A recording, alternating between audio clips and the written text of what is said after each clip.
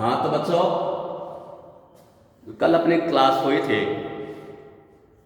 उसमें का जो टॉपिक था सत्ता की अवधारणा। इसमें सत्ता क्या है, सत्ता के बारे में विभिन्न विचारक किस हिसाब से इसकी एक्सप्लेनेशन करते हैं, परिभाषित करते हैं, और जो सत्ता के जो प्रकार हैं उनके बारे में कल आपको बताया था। आज आपको ये बताया जाएगा कि सत्ता के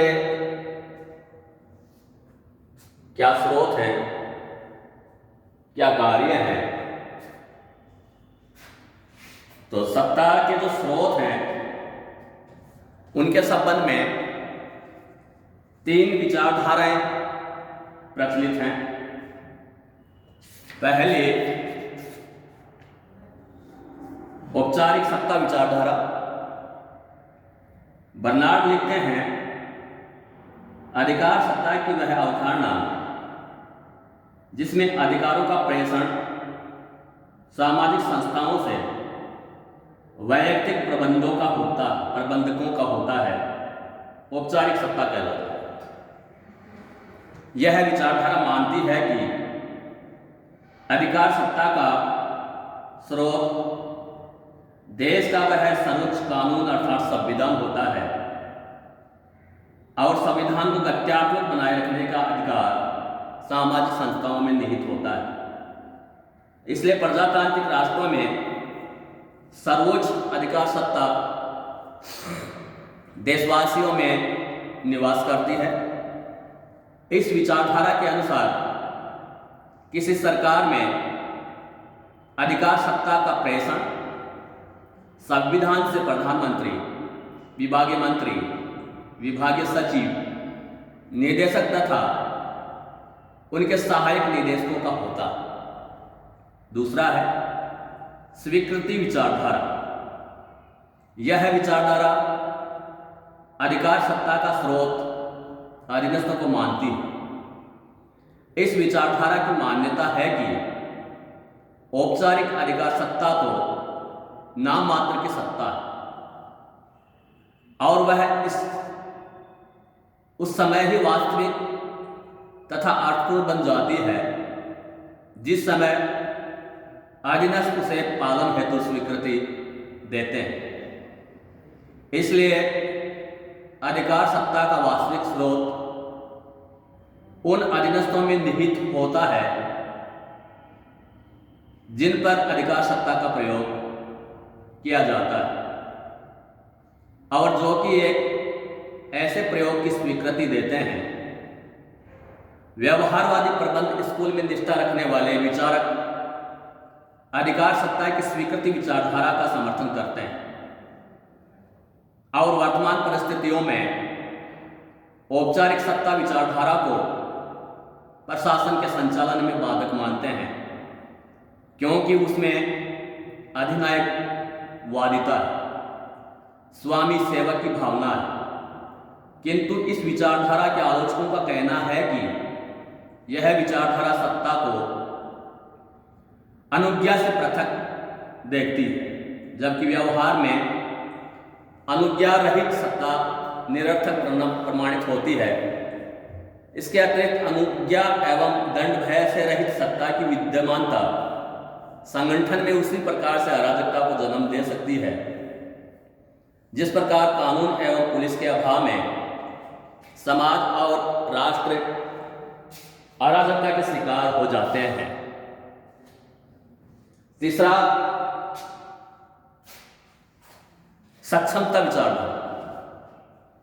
यह विचारधारा इस मान्यता पर आधारित है कि विश्व भर में योग्य एवं सक्षम व्यक्ति स्वयं नेतृत्व की बागडोर संभाल लेते हैं, भले ही अन्य संगठनों में कोई विशिष्ट स्थान या पद ना दिया जाए। यह विचारधारा तकनीकी क्षमता एवं व्यक्तित्व की प्रभुता को अधिकार सत्ता का स्रोत मानती है। उदाहरणार्थ फॉर एग्जाम्पल अगर देखा जाए, डॉक्टर, इंजीनियर, वकील, प्रोफेसर आदि अपने क्षेत्र में सक्षम होने के कारण उनकी अधिकार सत्ता को स्वतः ही स्वीकार कर लिया जाता है। अब सत्ता के अगर कार्य देखे जाएं तो साइमन इन कार्यों को 3 प्रकार से देखते हैं। पहला, यह उन लोगों को कुछ उत्तरदायित्व सौंपती है जो सत्ता का प्रयोग करते हैं। सेकंड, यह निर्णय लेने में विशेषज्ञता को काम में लाती है। यह क्रियाओं के बीच समन्वय करती है। सत्ता के कानूनी समर्थकों का कहना है कि सत्ता का एक प्रमुख कार्य यह है कि वह व्यक्तिगत कार्यों की समाज द्वारा स्थापित आदर्शों के साथ एक रूपता स्थापित करती है। सत्ता का दूसरा महत्वपूर्ण कार्य यह है कि उसके द्वारा जो निर्णय लिए जाते हैं उनमें उच्च स्तर की बुद्धि का प्रयोग किया जाता है। तीसरा, इसके द्वारा संगठन में समन्वय स्थापित किया जाता है। सत्ता की तुलना एक मानव शरीर से करते हुए कुछ विचारक मानते हैं कि जिस तरह मस्तिष्क शरीर के अन्य भागों को निर्देशित करता है और बदले में उनके कार्यों की सूचनाएं प्राप्त करता है, उसी प्रकार संगठन में एक सत्ताधारी व्यक्ति का प्रमुख कर्तव्य होता है कि अन्य सदस्यों को वह आवश्यक निर्देश और आदेश देता रहे तथा उन सदस्यों के संगठन की गतिविधियों का परिचय प्राप्त करता रहे। अब अगर ये देखा जाए कि सत्ता पालन के क्या आधार हैं या लोग सत्ता का पालन क्यों करते हैं, तो साइमन जैसे विचारक ये मानते हैं कि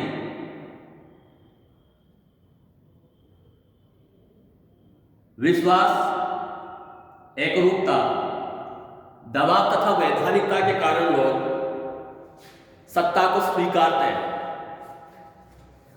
एक व्यक्ति उस व्यक्ति के प्रस्तावों को स्वीकार करता है जिसमें उसका गहरा विश्वास हो।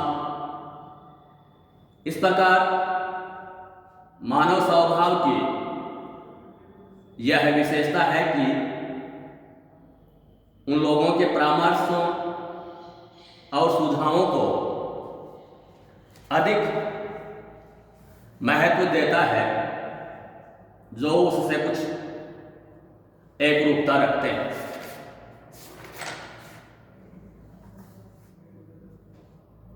कभी कभी अनेक प्रकार के दबावों के कारण व्यक्ति को दूसरों की बात माननी पड़ती है। सर्वोच्च अधिकारी को अधीनस्थों से कार्य करवाने का साधन दबाव ही है। अतः संगठन में व्यक्ति दूसरे लोगों की सत्ता को इसलिए भी स्वीकार कर लेते हैं क्योंकि वे सोचते हैं कि उनको इसे स्वीकार कर लेना चाहिए। प्राय लोगों की यह स्वाभाविक प्रवृत्ति होती है कि सत्ता के वैधानिक रूप को मान्यता प्रदान की जाए। संगठन में पदसोपान के कारण सत्ता के क्रियान्वयन को वैधता प्रदान की जाती है। इसलिए साइमन लिखते हैं कि सत्ता को इसलिए माना जाता है क्योंकि कुछ अधिकारी के आदेशों का पालन किया जाना चाहिए। आज बच्चों इतना ही। कल जो अपनी क्लास होगी उसमें सत्ता के बारे में जो मैक्स वेबर है वो क्या विचार रखते हैं और सत्ता पालन की जो सीमाएं होती हैं उनके बारे में बताया जाएगा। आज इतना ही। धन्यवाद।